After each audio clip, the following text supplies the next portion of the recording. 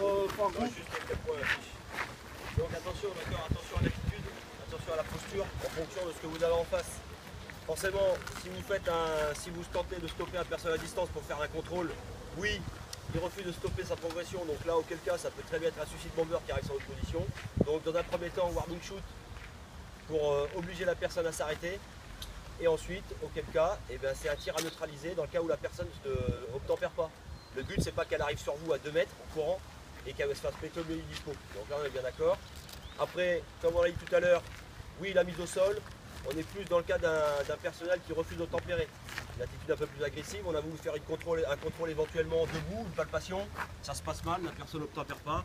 Là, mise au sol et on procède à un vrai contrôle. Sur un checkpoint, même sur le Mali, vous allez voir que si vous commencez à contrôler tous les personnels civils qui commencent à passer, que vous leur faites tous des mises au sol, à mon avis, il va vite y avoir un retour de toute la population et ils vont dire on n'est pas des terroristes, on est des forces maliennes amies, donc on ne commence pas à faire de la mise au sol intempestive. Voilà. Donc la posture elle est adaptée en fonction de ce qu'on rencontre. On est bien d'accord ?